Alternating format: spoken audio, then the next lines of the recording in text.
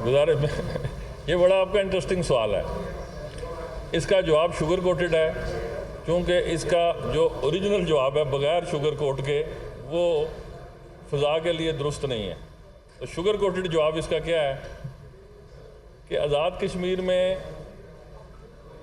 क़ुव्वत ख़रीद पर, अब जो क़ुव्वत ख़रीद की तशरीह है ना, ये एक अलग फ़लसफ़ा है। क़ुव्वत ख़रीद क्या है कि नीलम जेलम से जो बिजली बन रही है वो कीमत ख़रीद उसकी क्या है? कीमत ख़रीद किसने तय करनी है? वो तय करती है गवर्नमेंट ऑफ पाकिस्तान, जो नीलम जेलम कंपनी से ख़रीद रही है और जो नीलम जेलम कंपनी को वापडा रन कर रहा है और मंगला डैम को भी वापडा रन कर रहा है। तो ये जो कॉस्ट ऑफ प्रोडक्शन है और इसमें जब एडमिनिस्ट्रेटिव चार्जेस डाले जाएं तो ये तो उससे भी कम है। ये जो आज गवर्नमेंट ऑफ पाकिस्तान ने जिन इनराफ की मंजूरी दी है, ये पूरी दुनिया में मैं चैलेंज करता हूँ पूरे हिंदुस्तान को, मोदी के फरिश्तों को भी, कि इस रेट पर वो हिंदुस्तान में या मकबूजा कश्मीर में बिजली बेच के दिखा दे। इसके 100वें हिस्से के करीब भी हिंदुस्तान में बिजली नहीं बिक सकती। ये वो रिश्ता है नज़रिया पाकिस्तान का कि ना यहाँ पे कोई देखा गया कि जनाब कोई मेरिट है, यहाँ पे सिर्फ वो मोहब्बत और वो जज्बा देखा गया। और पूरी फेडरल कैबिनेट और स्टेक होल्डर्स ने 1 सेकंड से पहले ये फैसला किया कि जी कर दिया जाए। ये कभी नहीं होता। ये सिर्फ मोहब्बत और वफा का वो रिश्ता है, वो ओनरशिप है जो इस तरह के फैसले करवाती है। इसकी कोई मंतक या अकल या दलील नहीं है। जी नेक्स्ट सवाल।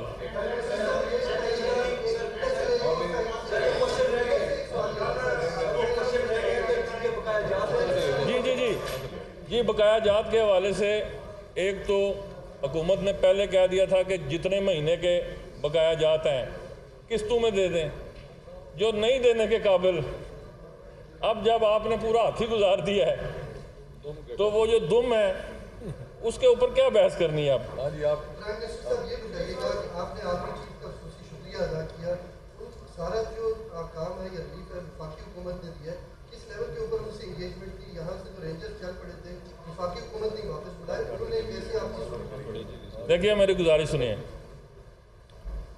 कश्मीर में इस्टेब्लिशमेंट का एक रोल है। LOC पे मुसल्लह अफवाज पाकिस्तान की शहादतों की दास्तानें मुसलसल रकम होती चली आ रही हैं। वहाँ पे अमन व अमान से मुसल्लह अफवाज पाकिस्तान का बराह रास्त ताल्लुक़ है। और कश्मीर पॉलिसी के बारे में जितनी आपने गुफ्तगू सुनी 5 अगस्त 2019 के बाद, उसको दूर किस नैरेटिव ने किया? मुसल्लह अफवाज सरबराह के उस यकीन और उस अज़म ने कि ना कश्मीर पे कोई सौदा हुआ है और ना ही ये किसी डिफेंस डॉक्ट्राइन का हिस्सा है। तो जिसका ड्यू क्रेडिट है उसको देने में क्या अमर माने हैं? तो देना चाहिए।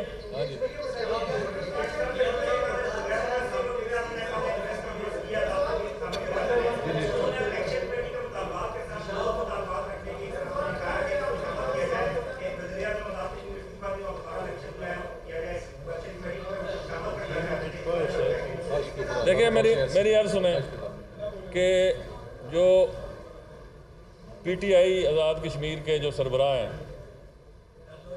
ये पंजाबी में कहते हैं हथानियाँ लाइयाँ दंदा नाल खोलनियाँ पैंदियां, क्योंकि ये बर्बादी की दास्तान में बराह रास्त उनके कलम के दस्तखत शामिल हैं। अगर गवर्नमेंट्स की कंटिन्यूटी ना हो, यहाँ असेंबली में कोई सवाल आया तो असेंबली मेंबर हैं वो उनको उनका आईना असेंबली के अंदर मैं दिखाऊंगा कि ये आपने किया, भुगत कोई और रहा है। और जहाँ तक मुतालबा है मुस्ताफ़ी होने का, तो ख्वाहिशों पे अगर ख़बरें बनने लग पड़ें तो ये दुनिया फना होगी।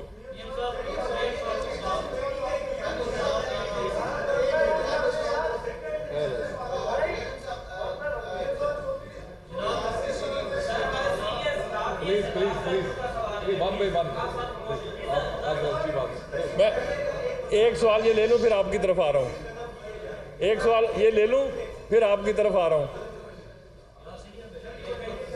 दोस्तों ने नाराज़ नहीं होना। खबर बिकती है, नहीं मैं बिल्कुल नहीं होता, मैं खुद चूंकि रहा हूँ ना आपके कबीले से, अभी हूँ।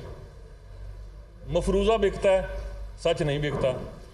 परसेप्शन बिकती है, हकीकत नहीं बिकती। तो अब इस परसेप्शन की अगर मैं निगेशन करता रहूँ तो फिर मैं सारा दिन यही काम करूँ, फिर वजारत उज़्मा का कोई काम नहीं हो सकता। मैं मज़दूर आदमी हूँ, कलम का भी मज़दूर हूँ और सियासी मज़दूर भी हूँ। अपनी मज़दूरी पूरी करता हूँ, उसके बाद मज़ीद कोई काम करता हूँ। मुझे इसका अदराक था, अगर अदराक नहीं था तो मैंने 1 साल कबल 15 का रुकनी काबीना कमेटी क्यों बनाई। फिर मैंने इस एक्शन कमेटी से बारहा मुज़ाकरात किए और उन्होंने खुद इस बात का अदराक किया कि जी वज़ीर आज़म साहब कहते हैं ये तो मेरे अल्फाज चुराते हैं। ये उनकी वीडियोज़ में ये जुमले आप सुन लें। गुजारिश क्या है कि जो आइनी ओहदे पर फाइज शख्सियत है वो एहतजाजन कोई बात नहीं कर सकती। उसने कानून के आइन के दायरे में रह के आज़ाद कश्मीर के हकूक़, अवाम के हकूक़ की जदोजहद करनी है। जो फ्री लांसर मेरे दोस्त हैं, अवामी एक्शन कमेटी है, वो जो बयानियाँ चाहें बयान कर लें, लेकिन मैं कोई ऐसा जुमला बोलने से नज़रियाती तौर पर, ज़ाती तौर पर कासिर हूँ कि जो पाकिस्तान और कश्मीर के रिश्ते को कमज़ोर करे। ये मेरा प्रॉब्लम है। मैं बाओ इजदाद से नज़रिया ला के पाकिस्तान का दाई हूँ, आज भी हूँ, मरते दम तक रहूँगा, मेरी औलाद भी इंशाल्लाह रहेगी। तो गुजारिश ये है कि मेरे पैरामीटर्स बड़े क्लोज्ड हैं, लेकिन अगर आपने काम करना है, आपकी नीयत ठीक है, तो नतीजा जो है अगर वो अल्लाह के फजल करम से दुरुस्त निकल आए तो फिर पिछली सारी कैफियत न्यूट्रलाइज हो जाती हैं। अगला बात आपने क्या पूछी थी? गुजरा साथ नहीं थे। अच्छा, गुजारिश ये है कि मैं जब भी प्रेस में आया हूँ, कभी आपने देखा कि गुजरा साथ ना हो? कौन से रास्ते सर?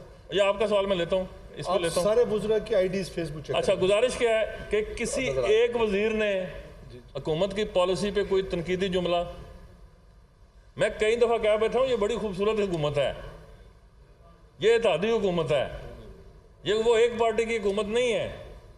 ये हुकूमत भी होती है और कभी कभी ये अपोजिशन भी हो जाती है, क्योंकि जहाँ जो लोग पीपल्स पार्टी के आ रहे हैं या नून के आ रहे हैं या फॉरवर्ड ब्लॉक के आ रहे हैं, वहाँ वो अपोजिशन में भी हैं और जो जीते हैं वो जीते हुए भी हैं।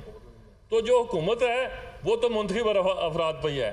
जो पार्टी पॉलिटिक्स है वो पार्टियों की अपनी अपनी पॉलिटिक्स है, उसके ऊपर तो मैं कोई कमेंट नहीं करता। लेकिन इस हुकूमत का खासा ये है कि यहाँ कलेक्टिव विजडम के अलावा कोई गुफ्तगू होती नहीं है। जो ये एक्शन कमेटीज थी, इनसे मुज़ाकरात कौन कर रहे थे? जनाब फैसल राठौर उस पीपल्स पार्टी की जनरल सेक्रेटरी या नुमाइंदगी कर रहे थे, ये उसके चेयरमैन थे। 16 रुकनी जो कैबिनेट थी उसमें फॉरवर्ड ब्लॉक के दोस्त भी थे, मुस्लिम लीग नून के भी थे और पीपल्स पार्टी के भी थे। तो ये नहीं कहा जा सकता कि गवर्नमेंट ने ऑफिशियली उनकी एंगेजमेंट में कोई फ़र्क डाला है।